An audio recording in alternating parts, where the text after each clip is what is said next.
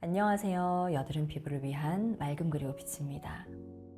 대부분 우리는 여드름이 올라오면 바로 어제 오늘을 떠올립니다. 어제 내가 바른 화장품이 안 맞았네. 내가 어제 먹은 밀가루가 문제였구나. 하지만 이 여드름은 어제 만들어진 것이 아닙니다. 오늘은 여드름이 생기는 이 시간의 흐름에 대해서 설명해 보려고 합니다. 즉, 여드름이 발생하는 데에도 시차가 존재한다는 것입니다. 우리는 보통 여드름이 생기면 어제 먹은 음식, 최근에 바꾼 화장품, 혹은 바로 전날의 관리를 떠올리게 됩니다. 하지만 여드름은 그렇게 빠르게 형성되지 않습니다. 오늘 올라온 여드름은 바로 오늘 또는 어제의 문제가 아니라 피부가 몇 개월 전에 받은 결과물인 경우가 많습니다. 여드름을 관리할 때 이 시차를 이해하지 못한다면 우리는 늘 타이밍이 어긋난 관리만 반복하게 될 수 있습니다. 여드름은 보통 90일 이전에 씨앗이 형성됩니다. 매달 찾아오는 배란기, 더운 날씨, 늦은 수면 등 이 내적, 외적 환경에 의해 피지량이 급격히 증가하게 되면 늘어난 피지는 모공 내에 정체하게 되어 여드름 씨앗, 즉 미세 면포를 형성합니다. 이때 피지선이 계속해서 작동함에 따라서 피지, 각질, 세포의 잔여물이 모낭 내 천천히 축적되기 시작하면서 이 미세 면포는 서서히 성장하게 됩니다. 하지만 우리 피부는 이 피부 표면에서 아무런 변화도 느끼지 못합니다. 피부 속 깊은 곳에서 이 작용들이 일어나고 있기 때문입니다. 미세면포가 점점 성장할수록 내부 압력이 증가하고 모낭벽이 팽창하며 이 내용물이 위쪽, 즉 피부 표면의 방향으로 이동하면서 미세면포가 밀려 올라옵니다. 이때 우리는 여드름이 올라오기 전에 전조 증상들을 느끼게 됩니다. 그리고 약 90일 정도가 됐을 때 우리 피부 표면에 여드름의 형태로 드디어 여드름을 인식하게 되는 겁니다. 보통 우리는 오늘 혹은 최근에 바른 화장품이 지금의 여드름을 초래했다고 생각하는 경우가 많습니다. 하지만 여드름이 발생하는 데는 시차가 존재하며 여드름 유발 성분을 함유한 화장품을 사용한다고 할지라도 여드름이 내일 당장 나타나는 건 아닙니다. 코메도제닉 성분이란 코메도, 여드름 씨앗을 제닉, 근원적으로 유발할 수 있는 성분이라는 뜻입니다. 이 코메도제닉 등급이 높은 성분을 함유한 화장품을 피부에 적용할 경우 이 성분이 모공 속으로 침투해서 모낭 내 난포벽을 자극한 후 피지가 모공 속에서 정체해서 여드름 씨앗을 형성하게 됩니다.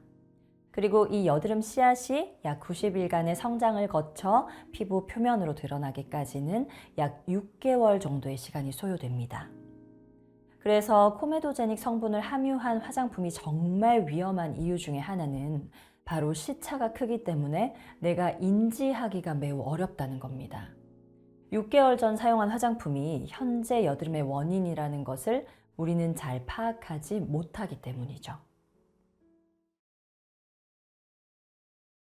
여드름이 하나 올라오면 대부분 우리의 반응은 이러합니다. 일단 무언가를 바꾸려고 합니다.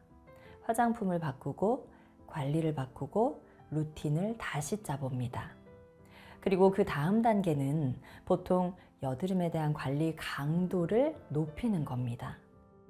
각질을 더 강하게 제거하고 압출을 무리하게 하거나 서두르게 되고 그래도 진정이 잘 되지 않으면 지금보다 더 강한 관리에 집중하게 됩니다. 여드름은 각질과 피지 문제라고 해서 각질과 피지 관리에 집중하는데 왜 여드름이 잘 진정되지 않는 걸까요? 바로 지금 눈에 보이는 여드름을 지금의 문제라고 생각하기 때문입니다. 여드름에는 분명한 시차가 존재합니다. 오늘 올라온 여드름은 어제의 결과물이 아니라 이미 90일 전부터 여드름 씨앗이 형성돼 있던 것이기 때문입니다. 그런데 우리는 이 사실을 모른 채 이미 시작된 여드름이 발생한 이유를 찾을 때 최근의 변화를 먼저 살피게 됩니다. 그러면 피부에는 어떠한 반응들이 나타날까요?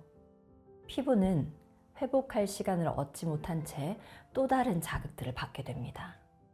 90일 혹은 그 이전에 발생한 원인에 의한 여드름 씨앗이 근본적인 원인이 제대로 관리되지 못한 채 다른 문제없는 부분이 배제가 되고 무리한 강도로 관리가 되어서 또 다른 자극이 반복됩니다. 그래서 처음에는 좋아지는 것 같다가도 다시 여드름이 반복되고 관리 방향을 바꾸고 다시 피부가 흔들리는 시행착오를 끊임없이 반복하게 됩니다. 어쩌면 우리 피부의 문제는 피부 그 자체가 아니라 판단 타이밍의 오류일 수도 있습니다. 시차를 이해하지 못한 상태에서의 관리 변경은 대부분 문제를 해결하기보다는 반복시키는 쪽으로 작용할 수도 있습니다. 그래서 여드름이 재발하는 피부일수록 무엇을 더하는 것보다는 무엇을 제거하는 마이너스 관리를 멈춰야 하는 시점인지를 먼저 점검하는 것이 중요합니다. 우리는 보통 문제가 반복되면 관리가 부족하다고 느끼고 관리의 강도를 더해야 한다고 생각합니다. 하지만 여드름 관리에서 여드름을 더 흥분시키는 지점은 관리 강도의 문제가 아니라 타이밍과 순서의 문제인 경우가 많습니다. 멈춰야 할 시기에 계속 바꾸고 관리 강도를 더하기만 한다면 피부는 오히려 방향을 잃어버릴 수 있습니다. 반대로 유지해야 할 시기를 제대로 지켜주면 피부는 생각보다 빠르게 안정될 수 있습니다. 속도 조절이라는 것은 아무것도 하지 말라는 것을 의미하진 않습니다. 지금 피부가 받아들일 수 있는 범위를 넘지 않는 것, 그 선을 지키는 것이 바로 속도를 조절하는 것입니다.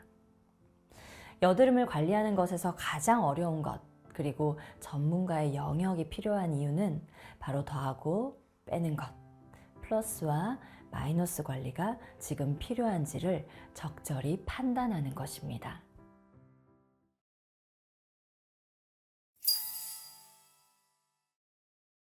오늘 이야기의 핵심은 여드름 피부에 무엇을 써야 좋은지가 아니었습니다.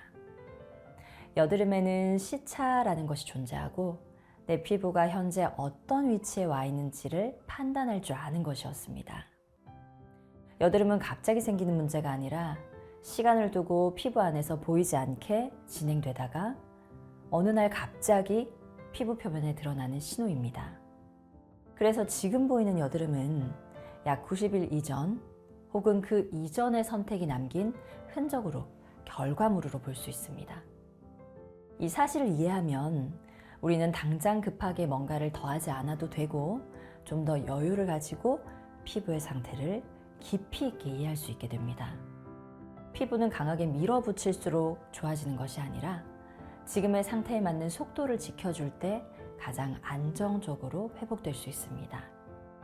지금 피부는 멈춰야 할 시기인지, 유지해도 되는 시기인지, 다음 단계로 넘어가도 되는 시기인지, 여드름 관리에서 가장 중요한 건 어떠한 정해진 정답이 아니라 나에게 맞는 기준입니다. 맑음 그리고 빛은 지금 피부의 위치를 함께 점검하고 무리 없는 방향을 설계하여 피부의 방향을 다잡고 가장 안정될 수 있도록 돕습니다. 이 기준을 알기가 어려우시다면 언제든지 저희 맑음 그리고 빛이 함께 도와드리겠습니다. 고맙습니다.